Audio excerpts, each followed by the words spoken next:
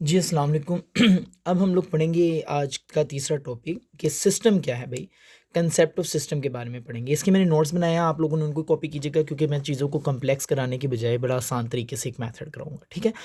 कि सिस्टम क्या है, तो ये मैंने एक छोटा-सा रखा है, पहले मैं वो आपको दिखा दूँ। सबसे पहले तो ये है कि सिस्टम को डिस्क्राइब किया जा सकता है, बताया जा सकता है बाय इट्स ऑब्जेक्टिव, उसके ऑब्जेक्टिव से, कंपोनेंट से और कम्युनिकेशन से among the components and the environment in which it works, जहाँ जिसके अंदर वो काम कर रहा है। तो उसको सिस्टम कहेंगे। अब इनको एक-एक करके एक्सप्लेन करते हैं। ये आपकी बुक के अंदर ऑब्जेक्टिव, कंपोनेंट्स, कम्युनिकेशंस और एनवायरनमेंट को ज़रा बड़ा एक कॉम्प्लिकेटेड करके बताया। मैं इसको बहुत आसान करके आपको बताने जा रहा हूँ। तो डेफिनिशन यही होगी कि सिस्टम को डिस्क्राइब किया जा सकता है उसके ऑब्जेक्टिव, कंपोनेंट्स, कम्युनिकेशन और फिर एनवायरनमेंट से।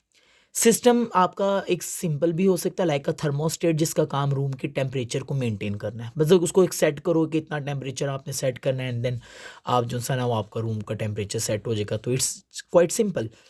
और ये कम्प्लेक्स भी हो सकता है जस्ट लाइक अन ह्यूमन बॉडी। आपको पता है कि एक ह्यूमन बॉडी सेल्स, टिश्यूज़ और फिर सेल्स एंड फिर organ and then organ system मिलकर एक हेल्दी ह्यूमन बीइंग को डेवलप करते हैं। तो सिस्टम आपका सिंपल और कम्प्लेक्स दोनों हो सकते हैं। जी, अब इसको वन बाय वन एक्सप्लेन करते हैं। पहले इसकी ऑब्जेक्टिव की बात करते हैं कि ऑब्जेक्टिव क्या है, देन इसके कंपोनेंट्स, फिर इसकी कम्युनिकेशन के बारे में। तो ऑब्जेक्टिव क्या है?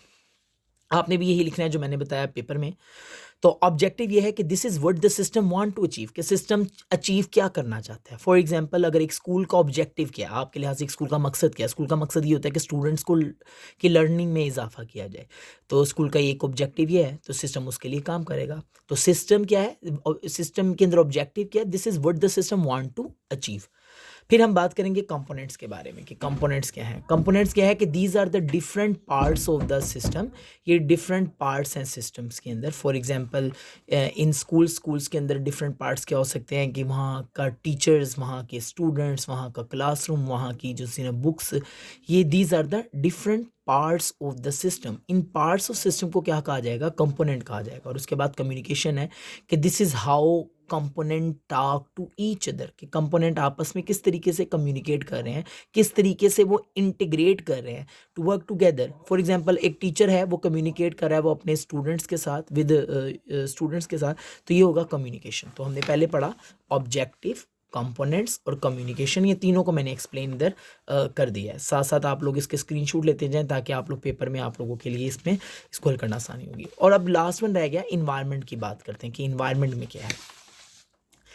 तो इन्वायरमेंट में क्या है? This is everything around the system. जो सिस्टम के अराउंड है ना, वो इन्वायरमेंट है। फर्स्ट कर लो, मैंने आपको बताया था कि ना सिस्टम स्कूल है, तो स्कूल के एक जो इर्द गिर्द चीज़ें हैं वो उसका इन्वायरमेंट है। मसलन वहाँ की कम्युनिटी, वहाँ का वेदर, स्कूल की policies and so on. Environment को दो हिस्सों में तकसीम किया गया है, static environment, dynamic environment. Static environment यह है कि इसमें कोई चेंजिंग नहीं आएगी, इन्वायरमेंट में कोई चेंज नहीं आएगी। सिस्टम की वजह से इन्वायरमेंट में अगर किसी तरह की चेंजिंग ना आए तो उसे स्टैटिक इन्वायरमेंट कहते हैं, जो मैं आने वाली वीडियोस में एक्सप्लेन करूंगा। और डायनामिक इन्वायरमेंट वो है कि जिसकी वजह से इन्वायरमेंट के अंदर कोई ना कोई चेंजिंग आए। तो बहरहाल, अभी आपने जो पेपर के अंदर लिखना है वो सिर्फ इतना सा ही लिखना है और यही लिख के आइएगा, आपको मार्क्स मिल जाएंगे। सिस्टम किसे कहते हैं?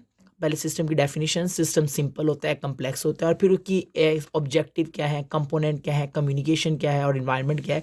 यही डेफिनेशंस आपने आगे भी लिखनी है। हाँ, ऑब्जेक्टिव की आगे टाइप्स रह गई हैं, वो मैं आपको आने वाली वीडियो में बताऊंगा। और इन्वायरमेंट्स की भी आगे जो सी है ना वो टाइप है, और वो भी मैं आपको आने वाली वीडियो के अंदर बता दूंगा, जो कि स्टैटिक और डायनामिक इन्वायरमेंट है। और इसके अलावा दो और भी हैं। तो आई होप सो कि आपको ये सब कुछ क्लियर हो गया होगा।